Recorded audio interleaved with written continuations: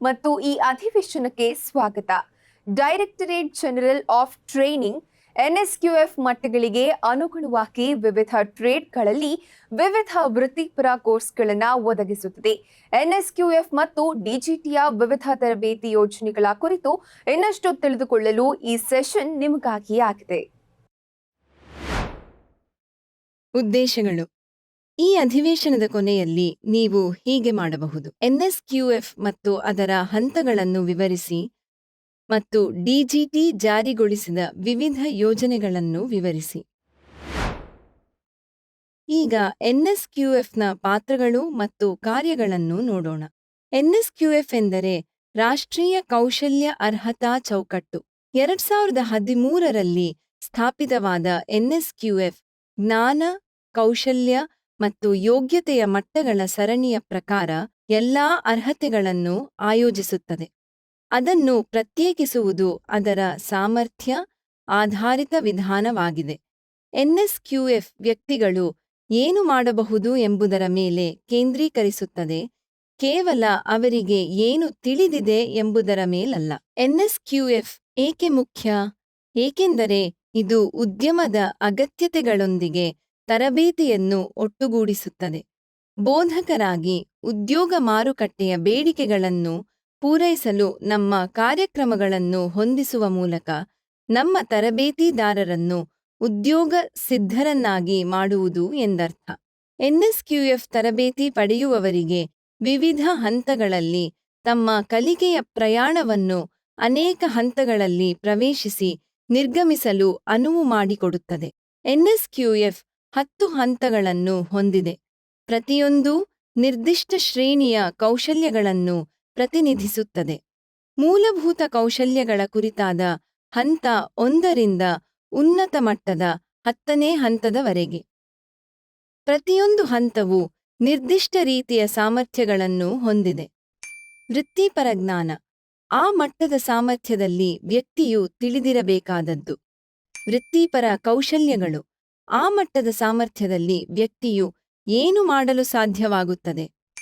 Core ಕೌಶಲ್ಯಗಳು ಇದು ಮೃದು ಮತ್ತು ಪರಸ್ಪರ ಕೌಶಲ್ಯಗಳನ್ನು ಒಳಗೊಂಡಿರುತ್ತದೆ. ಮತ್ತು ಜವಾಬ್ದಾರಿ ಎಷ್ಟು ಮೇಲ್ವಿಚಾರಣೆ ಅಗತ್ಯವಿದೆ ಅಥವಾ ಮಾಡಬಹುದು ಅಥವಾ ಆ ವ್ಯಕ್ತಿಯು ಇತರರ ಮೇಲ್ವಿಚಾರಣೆ ಮಾಡಲು ಸಮರ್ಥವಾಗಿರುವ ಮಟ್ಟವನ್ನು ಸೂಚಿಸುತ್ತದೆ. ಕುಶಲಕರ್ಮಿ ತರಬೇತಿ ಯೋಜನೆ CTS ಮತ್ತು ಕುಶಲಕರ್ಮಿ ಬೋಧಕ ತರಬೇತಿ ಯೋಜನೆ CITS ನಂತಹ DGT ಒದಗಿಸುವ ಕೋರ್ಸ್ಗಳು NSQF ಮಟ್ಟಗಳಿಗೆ ಅನುಗುಣವಾಗಿರುತ್ತವೆ. ಈ ಕೋರ್ಸ್ಗಳು ನಿರ್ದಿಷ್ಟ ಕೌಶಲ್ಯ ಮಟ್ಟವನ್ನು ಗುರಿಯಾಗಿಸಿಕೊಂಡು ವಿವಿಧ ಯೋಜನೆಗಳ ಅಡಿಯಲ್ಲಿ ಬರುತ್ತವೆ. Directorate general of training DGT ಈ ಕೆಳಗಿನ ಯೋಜನೆಗಳನ್ನು ಜಾರಿಗೊಳಿಸಿದೆ ಭಾರತದಲ್ಲಿ ವೃತ್ತಿಪರ ತರಬೇತಿಗಾಗಿ. ಅವುಗಳೆಂದರೆ ಕುಶಲಕರ್ಮಿಗಳ ತರಬೇತಿ ಯೋಜನೆ CTS, ಕ್ರಾಫ್ಟ್ ಬೋಧಕ ತರಬೇತಿ ಯೋಜನೆ CITS, ಸುಧಾರಿತ ವೃತ್ತಿಪರ ತರಬೇತಿ ಯೋಜನೆ AVTS ಮತ್ತು ಅಪ್ರೆಂಟಿಸ್ಶಿಪ್ ತರಬೇತಿ ಯೋಜನೆ ATS. ಈಗ ಈ ಯೋಜನೆಗಳನ್ನು ವಿವರವಾಗಿ ನೋಡೋಣ. ಕುಶಲಕರ್ಮಿಗಳ ತರಬೇತಿ ಯೋಜನೆ CTS. ಕುಶಲಕರ್ಮಿ ತರಬೇತಿ ಯೋಜನೆಯು ವಿವಿಧ ವಹಿವಾಟುಗಳಲ್ಲಿ ವೃತ್ತಿಪರ ಕೌಶಲ್ಯಗಳನ್ನು ಒದಗಿಸುವ ಗುರಿಯನ್ನು ಹೊಂದಿದೆ. ರಾಷ್ಟ್ರದ ತಾಂತ್ರಿಕ ಮತ್ತು ಕೈಗಾರಿಕಾ ಪ್ರಗತಿಯನ್ನು ಉತ್ತೇಜಿಸಲು ಕೌಶಲ್ಯಪೂರ್ಣ ಮಾನವ ಶಕ್ತಿಯ ಹೆಚ್ಚುತ್ತಿರುವ ಅಗತ್ಯವನ್ನು ಪೂರೈಸುತ್ತದೆ. ಇದು ಇಂಜಿನಿಯರಿಂಗ್ ಮತ್ತು ಇಂಜಿನಿಯರಿಂಗ್ ಅಲ್ಲದ ಟ್ರೇಡ್ಗಳೆರಡರ ಕೋರ್ಸ್ಗಳನ್ನು ಒದಗಿಸುತ್ತದೆ. CTS ಕೋರ್ಸ್ಗಳ ಅವಧಿಯು 1ರಿಂದ 2 ವರ್ಷಗಳವರೆಗೆ ಇರುತ್ತದೆ. ಈ ತರಬೇತಿ ಅವಧಿಯ 70% ಪ್ರಾಯೋಗಿಕ ಅನುಭವಕ್ಕಾಗಿ ಹಂಚಲಾಗಿದೆ ಎಂಬುದು ಗಮನೀಯ. ಈ ಯೋಜನೆಯು ಎಲೆಕ್ಟ್ರಾನಿಕ್, ಮೆಕ್ಯಾನಿಕ್, ಫಿಟ್ಟರ್, ವೆಲ್ಡರ್ ಕೋರ್ಸ್ಗಳು ಮತ್ತು ಹೆಚ್ಚಿನವುಗಳನ್ನು ಒಳಗೊಂಡಿರುವ ಇಂಜಿನಿಯರಿಂಗ್ ಟ್ರೇಡ್ಗಳಲ್ಲಿ 155 ಕೋರ್ಸ್ಗಳನ್ನು ನೀಡುತ್ತದೆ. ಹಾಗೆಯೇ dress making, banking, secretarial practice, cosmetology ಇತ್ಯಾದಿ ಇಂಜಿನಿಯರಿಂಗ್ ಅಲ್ಲದ ವ್ಯಾಪಾರಿ ಕೋರ್ಸ್ಗಳನ್ನೂ ನೀಡುತ್ತದೆ. ಈ ಕೋರ್ಸ್ಗಳು NSQF ಹಂತ 4ರ ಅಡಿಯಲ್ಲಿ ಬರುತ್ತವೆ ಮತ್ತು ದಾಖಲಾತಿಗೆ ಕನಿಷ್ಠ ಅರ್ಹತೆಯ ವ್ಯಾಪಾರವನ್ನು ಅವಲಂಬಿಸಿ 8 ಅಥವಾ 10ನೇ ತರಗತಿಯಲ್ಲಿ ಉತ್ತೀರ್ಣರಾಗಿರಬೇಕು. ಈ ಕೋರ್ಸ್ಗಳನ್ನು ಕೇಂದ್ರೀಯ ಸಂಸ್ಥೆಗಳಾದ ರಾಷ್ಟ್ರೀಯ ಕೌಶಲ್ಯ ತರಬೇತಿ ಸಂಸ್ಥೆಗಳು ಮತ್ತು ಎನ್ಎಸ್ಟಿಐ ಹಾಗೆಯೇ ರಾಜ್ಯ ನಡೆಸುವ ಐಟಿಐಗಳು ಮತ್ತು ಖಾಸಗಿ ಐಟಿಐಗಳು ಮತ್ತು ಐಟಿಸಿಗಳು ಭಾರತದಾದ್ಯಂತ ನೀಡಲಾಗುತ್ತದೆ. ಈ ಯೋಜನೆಯಲ್ಲಿ ಪರೀಕ್ಷೆಗಳನ್ನು ಡಿಜಿಟಿ ನಡೆಸುತ್ತದೆ, ಆದರೆ ಕೋರ್ಸ್ ಪೂರ್ಣಗೊಂಡ ನಂತರ ಪ್ರಮಾಣಪತ್ರಗಳನ್ನು ಎನ್ಸಿವಿಟಿ ಮೂಲಕ ನೀಡಲಾಗುತ್ತದೆ. ಪ್ರಸ್ತುತ ವಿವಿಧ ಟ್ರೇಡ್ಗಳಲ್ಲಿ ಸಿಟಿಎಸ್ ಕೋರ್ಸ್ಗಳಿಗೆ 26 ಲಕ್ಷಕ್ಕೂ ಹೆಚ್ಚು ಪ್ರಶಿಕ್ಷಣಾರ್ಥಿಗಳು ದಾಖಲಾಗಿದ್ದಾರೆ. ಕ್ರಾಫ್ಟ್ ಬೋಧಕ ತರಬೇತಿ ಯೋಜನೆ ಸಿಐಟಿಎಸ್. ಕ್ರಾಫ್ಟ್ ಬೋಧಕರ ತರಬೇತಿ ಯೋಜನೆಯು ತರಬೇತಿ ಸಂಸ್ಥೆಗಳಿಗೆ ಅರೆಕುಶಲ ಮತ್ತು ನುರಿತ ಮಾನವ ಶಕ್ತಿಯನ್ನು ತರಬೇತಿ ಮಾಡಲು ಅಗತ್ಯವಿರುವ ಕೌಶಲ್ಯಗಳೊಂದಿಗೆ ಬೋಧಕರನ್ನು ಸಜ್ಜುಗೊಳಿಸುವ ಗುರಿಯನ್ನು ಹೊಂದಿದೆ. ತರಬೇತಿ ಕಾರ್ಯಕ್ರಮಗಳು ಕೌಶಲ್ಯ ಅಭಿವೃದ್ಧಿ ಮತ್ತು ತರಬೇತಿ ವಿಧಾನ ಎರಡನ್ನೂ ಕೇಂದ್ರೀಕರಿಸುತ್ತದೆ. ಸಿಐಟಿಎಸ್ ಕೋರ್ಸ್ಗಳು 1 ವರ್ಷದ ಅವಧಿಯಾಗಿರುತ್ತದೆ. ಅದರಲ್ಲಿ 3 ತಿಂಗಳುಗಳನ್ನು ತರಬೇತಿ ವಿಧಾನಕ್ಕಾಗಿ ಕಾಯ್ದಿರಿಸಲಾಗುವುದು ಹಾಗೂ ಉಳಿದ ತರಬೇತಿ ಅವಧಿಯು ವ್ಯಾಪಾರ ಸಿದ್ಧಾಂತ ಮತ್ತು ವ್ಯಾಪಾರ ಕೌಶಲ್ಯವನ್ನು ಒಳಗೊಂಡಿರುತ್ತದೆ. ಈ ಯೋಜನೆಯು ಸುಮಾರು 55 ಟ್ರೇಡ್ಗಳಲ್ಲಿ ಕೋರ್ಸ್ಗಳನ್ನು ನೀಡುತ್ತದೆ. ವೈವಿಧ್ಯಮಯ ವೃತ್ತಿಪರ ಕೌಶಲ್ಯಗಳನ್ನು ಪೂರೈಸುತ್ತದೆ. ಈ ಕೋರ್ಸ್ಗಳು ಎನ್ಎಸ್ಕ್ಯೂಎಫ್ ಹಂತ 6ರ ಅಡಿಯಲ್ಲಿ ಬರುತ್ತವೆ ಮತ್ತು ದಾಖಲಾತಿಗೆ ಕನಿಷ್ಠ ಅರ್ಹತೆಯು ಕುಶಲಕರ್ಮಿಗಳ ತರಬೇತಿ ಯೋಜನೆ ಸಿಟಿಎಸ್ ಕೋರ್ಸ್ಗಳನ್ನು ಯಶಸ್ವಿಯಾಗಿ ಪೂರ್ಣಗೊಳಿಸುವುದು. ಈ ಸಿಐಟಿಎಸ್ 1 ವರ್ಷದ ಕೋರ್ಸ್ಗಳನ್ನು ವಿವಿಧ ಎನ್ಎಸ್ಟಿಐಗಳು, ಎನ್ಎಸ್ಟಿಐಡಬ್ಲ್ಯೂಗಳು ಹಾಗೆಯೇ ಹಲವಾರು ರಾಜ್ಯ ಮತ್ತು ಖಾಸಗಿ ಸ್ವಾಮ್ಯದ ತರಬೇತಿದಾರರ ತರಬೇತಿ ಸಂಸ್ಥೆ ಐಟಿಒಟಿ ನಲ್ಲಿ ನೀಡಲಾಗುತ್ತದೆ. ಡಿಜಿಟಿ ಈ ಯೋಜನೆಗಳಲ್ಲಿ ಪರೀಕ್ಷೆಯನ್ನು ನಡೆಸುತ್ತದೆ, ಆದರೆ ಎನ್ಸಿವಿಟಿ ತರಬೇತಿಯನ್ನು ಯಶಸ್ವಿಯಾಗಿ ಪೂರ್ಣಗೊಳಿಸಿದ ನಂತರ ಪ್ರಮಾಣಪತ್ರಗಳನ್ನು ಒದಗಿಸುತ್ತದೆ. ಸುಧಾರಿತ ವೃತ್ತಿಪರ ತರಬೇತಿ ಯೋಜನೆ ಎವಿಟಿಎಸ್. ಅಸ್ತಿತ್ವದಲ್ಲಿರುವ ಕೈಗಾರಿಕಾ ಕಾರ್ಮಿಕರ ಕೌಶಲ್ಯಗಳನ್ನು ಹೆಚ್ಚಿಸಲು ಸುಧಾರಿತ ವೃತ್ತಿಪರ ತರಬೇತಿ ಯೋಜನೆಯನ್ನು ಪರಿಚಯಿಸಲಾಗಿದೆ. ಇದು ಅಲ್ಪಾವಧಿಯ ಮಾಡ್ಯುಲರ್ ಕೋರ್ಸ್ಗಳು ಮತ್ತು ನಿರ್ದಿಷ್ಟ ಕೈಗಾರಿಕಾ ಅವಶ್ಯಕತೆಗಳಿಗೆ ಸರಿಹೊಂದುವಂತೆ ಹೇಳಿ ಮಾಡಿಸಿದ ಕೋರ್ಸ್ಗಳನ್ನು ಒಳಗೊಂಡಿರುತ್ತದೆ. ಈ ಯೋಜನೆಯಡಿಯಲ್ಲಿ ಆಯ್ದ ಕೌಶಲ್ಯ ಪ್ರದೇಶಗಳ ಆಧಾರದ ಮೇಲೆ ತರಬೇತಿಯ ಅವಧಿಯು 1 ರಿಂದ 6 ವಾರಗಳವರೆಗೆ ಇರುತ್ತದೆ.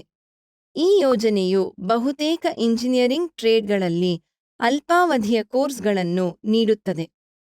ಈ ಕೋರ್ಸ್ಗೆ ದಾಖಲಾತಿಗೆ ಅರ್ಹತೆಯು ಸಿಟಿಎಸ್ ಕೋರ್ಸ್ಗಳನ್ನು ಯಶಸ್ವಿಯಾಗಿ ಪೂರ್ಣಗೊಳಿಸುವುದು ಅಥವಾ ಸಂಬಂಧಿತ ವ್ಯಾಪಾರದಲ್ಲಿ ಪದವಿ ಅಥವಾ ಡಿಪ್ಲೊಮೊ.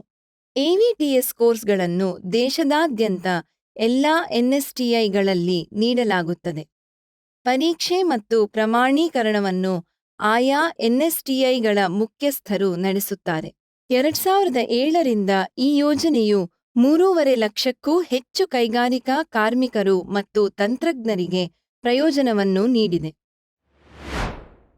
ಅಪ್ರೆಂಟಿಸ್‌ಶಿಪ್ ತರಬೇತಿ ಯೋಜನೆ ಎಟಿಎಸ್. ಅಪ್ರೆಂಟಿಸ್‌ಶಿಪ್ ತರಬೇತಿ ಯೋಜನೆಯನ್ನು ಪ್ರಾಯೋಗಿಕ ತರಬೇತಿಯನ್ನು ಒದಗಿಸಲು ಉದ್ಯಮದ ಸೌಲಭ್ಯಗಳನ್ನು ಬಳಸಿಕೊಳ್ಳುವ ಗುರಿಯೊಂದಿಗೆ ಸ್ಥಾಪಿಸಲಾಗಿದೆ. ಉದ್ಯಮಕ್ಕೆ ಕೌಶಲ್ಯಪೂರ್ಣ ಮಾನವ ಶಕ್ತಿಯ ಬೇಡಿಕೆಯನ್ನು ಪೂರೈಸುತ್ತದೆ. ಈ ಯೋಜನೆಯನ್ನು ಅಪ್ರೆಂಟಿಸ್ ಆಕ್ಟ್ 1961ರ ಭಾಗವಾಗಿ ರಚಿಸಲಾಗಿದೆ. ಸೆಂಟ್ರಲ್ ಅಪ್ರೆಂಟಿಸ್‌ಶಿಪ್ ಕೌನ್ಸಿಲ್ನ ಪಠ್ಯಕ್ರಮ ಮತ್ತು ತರಬೇತಿ ಅವಧಿಗಳೊಂದಿಗೆ ಹೊಂದಾಣಿಕೆ ಮಾಡಲು ತರಬೇತಿ ಕಾರ್ಯಕ್ರಮಗಳನ್ನು ನಿಯಂತ್ರಿಸುವ ಗುರಿಯನ್ನು ಹೊಂದಿದೆ. ನುರಿತ ಮಾನವ ಶಕ್ತಿಯ ಅವಶ್ಯಕತೆಗಳನ್ನು ಪೂರೈಸಲು ಉದ್ಯಮದ ಸೌಲಭ್ಯಗಳನ್ನು ಸಂಪೂರ್ಣವಾಗಿ ಬಳಸಿಕೊಳ್ಳಲು ಕಾಯಿದೆಯು ಶ್ರಮಿಸುತ್ತದೆ. ಕಾಯಿದೆಯು 40 ಅಥವಾ ಹೆಚ್ಚಿನ ಉದ್ಯೋಗಿಗಳನ್ನು ಹೊಂದಿರುವ ಉದ್ಯೋಗದಾತರಿಗೆ ಮತ್ತು ಅಪ್ರೆಂಟಿಸ್‌ಗಳನ್ನು ತೊಡಗಿಸಿಕೊಳ್ಳಲು ಅಗತ್ಯವಾದ ತರಬೇತಿ ಮೂಲಸೌಕರ್ಯವನ್ನು ಕಡ್ಡಾಯಗೊಳಿಸುತ್ತದೆ. ಗೊತ್ತುಪಡಿಸಿದ ಮತ್ತು ಐಚ್ಛಿಕ ವಹಿವಾಟುಗಳಲ್ಲಿ ಅಪ್ರೆಂಟಿಸ್‌ಶಿಪ್ ತರಬೇತಿಯನ್ನು ನೀಡಬಹುದು. ಗೊತ್ತುಪಡಿಸಿದ ವ್ಯಾಪಾರಗಳು ಸರ್ಕಾರದಿಂದ ಸೂಚಿಸಲಾದ ಉದ್ಯೋಗಗಳಾಗಿವೆ. ಐಚ್ಛಿಕ ವಹಿವಾಟುಗಳು ತಮ್ಮ ನಿರ್ದಿಷ್ಟ ಅಗತ್ಯಗಳನ್ನು ಪೂರೈಸಲು ಉದ್ಯೋಗದಾತರಿಂದ ನಿರ್ಧರಿಸಲ್ಪಡುತ್ತವೆ. ಅಪ್ರೆಂಟಿಸ್‌ಗಳಲ್ಲಿ 5 ವಿಭಾಗಗಳಿವೆ. ಅವುಗಳೆಂದರೆ ಟ್ರೇಡ್ ಅಪ್ರೆಂಟಿಸ್‌ಗಳು, ಪದವೀಧರ ಅಪ್ರೆಂಟಿಸ್‌ಗಳು, ತಂತ್ರಜ್ಞ ಅಪ್ರೆಂಟಿಸ್‌ಗಳು, ತಂತ್ರಜ್ಞ ವೃತ್ತಿಪರ ಅಪ್ರೆಂಟಿಸ್‌ಗಳು, ಐಚ್ಛಿಕ ವ್ಯಾಪಾರ ಅಪ್ರೆಂಟಿಸ್‌ಗಳು. ಶಿಷ್ಯವೃತ್ತಿಯ ಪ್ರಕಾರವನ್ನು ಅವಲಂಬಿಸಿ ಸ್ಟೈಫೆಂಡ್ ಮತ್ತು ತರಬೇತಿ ಮಾನದಂಡಗಳು ಬದಲಾಗುತ್ತವೆ. ಟ್ರೇಡ್ ಅಪ್ರೆಂಟಿಸ್‌ಗಳಿಗಾಗಿ ಎನ್‌ಸಿವಿಟಿ ಅಖಿಲ ಭಾರತ ವ್ಯಾಪಾರ ಪರೀಕ್ಷೆಗಳನ್ನು ಎಐಟಿಟಿ ನಡೆಸುತ್ತದೆ ಮತ್ತು ಈ ಪರೀಕ್ಷೆಯಲ್ಲಿ ಉತ್ತೀರ್ಣರಾದವರಿಗೆ ರಾಷ್ಟ್ರೀಯ ಅಪ್ರೆಂಟಿಸ್‌ಶಿಪ್ ಪ್ರಮಾಣಪತ್ರಗಳನ್ನು ಎನ್ಎಸಿ ನೀಡಲಾಗುತ್ತದೆ. ಪದವೀಧರರು, ತಂತ್ರಜ್ಞರು ಮತ್ತು ತಂತ್ರಜ್ಞರು ವೃತ್ತಿಪರ ಅಪ್ರೆಂಟಿಸ್‌ಗಳು ತರಬೇತಿಯನ್ನು ಪೂರ್ಣಗೊಳಿಸಿದ ನಂತರ ಶಿಕ್ಷಣ ಇಲಾಖೆ ಮಾನವ ಸಂಪನ್ಮೂಲ ಅಭಿವೃದ್ಧಿ ಸಚಿವಾಲಯದಿಂದ ಪ್ರಮಾಣಪತ್ರಗಳನ್ನು ನೀಡಲಾಗುತ್ತದೆ. ಐಚ್ಛಿಕ ವ್ಯಾಪಾರ ಅಪ್ರೆಂಟಿಸ್‌ಗಳಿಗೆ ಉದ್ಯೋಗದಾತರು ಕಾಲಕಾಲಕ್ಕೆ ಮೌಲ್ಯಮಾಪನ ಮಾಡುತ್ತಾರೆ.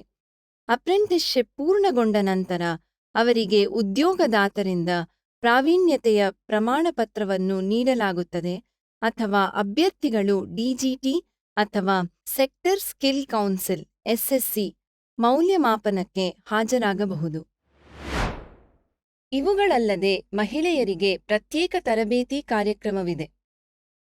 ಕೌಶಲ್ಯ ಅಭಿವೃದ್ಧಿ ಮತ್ತು ಉದ್ಯಮಶೀಲತೆಯ ಸಚಿವಾಲಯದ ಅಡಿಯಲ್ಲಿ ಮಹಿಳಾ ತರಬೇತಿ ಕಾರ್ಯಕ್ರಮವು ದೇಶದಾದ್ಯಂತ ಮಹಿಳೆಯರಿಗೆ ಕೌಶಲ್ಯ ತರಬೇತಿಯನ್ನು ನೀಡುತ್ತದೆ. ಸಾಮಾಜಿಕ ಅಭಿವೃದ್ಧಿ, ಆರ್ಥಿಕ ಬೆಳವಣಿಗೆ ಮತ್ತು ಸಬಲೀಕರಣಕ್ಕಾಗಿ ವಿವಿಧ ಸಾಮಾಜಿಕ ಆರ್ಥಿಕ ಹಿನ್ನೆಲೆ ಮತ್ತು ವಯೋಮಾನದ ಮಹಿಳೆಯರಿಗೆ ಉದ್ಯೋಗಾವಕಾಶಗಳನ್ನು ಸೃಷ್ಟಿಸುವುದು, ಉದ್ಯೋಗದಲ್ಲಿ ಸೇರ್ಪಡೆಯನ್ನು ಉತ್ತೇಜಿಸುವುದು ಇದರ ಪ್ರಾಥಮಿಕ ಗುರಿಯಾಗಿದೆ. ಇದನ್ನು ಕಾರ್ಯಗತಗೊಳಿಸಲು ಮಹಿಳೆಯರಿಗಾಗಿ ಎನ್ಎಸ್ಟಿಐಗಳು ಕುಶಲಕರ್ಮಿಗಳ ತರಬೇತಿ ಯೋಜನೆ ಸಿಟಿಎಸ್ ಮತ್ತು ಕ್ರಾಫ್ಟ್ ಬೋಧಕರ ತರಬೇತಿ ಯೋಜನೆ ಸಿಐಟಿಎಸ್ ಅಡಿಯಲ್ಲಿ ಎನ್ಸಿವಿಟಿ ಅನುಮೋದಿತ ಕೌಶಲ್ಯ ತರಬೇತಿ ಕಾರ್ಯಕ್ರಮಗಳನ್ನು ನೀಡುತ್ತವೆ. ಇದು ಕೌಶಲ್ಯಗಳಿಗೆ ಮತ್ತು ವೃತ್ತಿಪರ ಅಭಿವೃದ್ಧಿಗೆ ನಿರ್ದಿಷ್ಟವಾಗಿ ಮಹಿಳೆಯರಿಗೆ ಅನುಗುಣವಾಗಿರುತ್ತದೆ. ಅವರು ಮಹಿಳಾ ಬೋಧಕರನ್ನು ಸಹ ನಿರ್ಮಿಸಿ ನುರಿತ ಮಹಿಳಾ ತರಬೇತುದಾರರ ವರ್ಗದ ಅಭಿವೃದ್ಧಿಗೆ ಕೊಡುಗೆ ನೀಡುತ್ತಾರೆ. ಈ ತರಬೇತಿ ಪಡೆದ ಬೋಧಕರು ದೇಶದಾದ್ಯಂತ ಕೈಗಾರಿಕಾ ತರಬೇತಿ ಸಂಸ್ಥೆಗಳ ಐಟಿಐಸ್ ಜಾಲದ ಮೂಲಕ ತರಬೇತಿಯನ್ನು ನೀಡುತ್ತಾರೆ. ಇದು ನಮ್ಮನ್ನು ಈ ಅಧಿವೇಶನದ ಅಂತ್ಯಕ್ಕೆ ತರುತ್ತದೆ. ಈ ಅಧಿವೇಶನದಲ್ಲಿ ನಾವು ಕಲಿತದ್ದು ಎನ್ಎಸ್ಕ್ಯೂಎಫ್ ಮತ್ತು ಅದರ ಮಟ್ಟಗಳು ಮತ್ತು ಡಿಜಿಟಿ ಜಾರಿಗೊಳಿಸಿದ ವಿವಿಧ ಯೋಜನೆಗಳು. ವೀಕ್ಷಿಸಿದ್ದಕ್ಕಾಗಿ ಧನ್ಯವಾದಗಳು. ಮುಂದಿನ ಅಧಿವೇಶನದಲ್ಲಿ ನಿಮ್ಮನ್ನ ಭೇಟಿ ಮಾಡ್ತೇವೆ.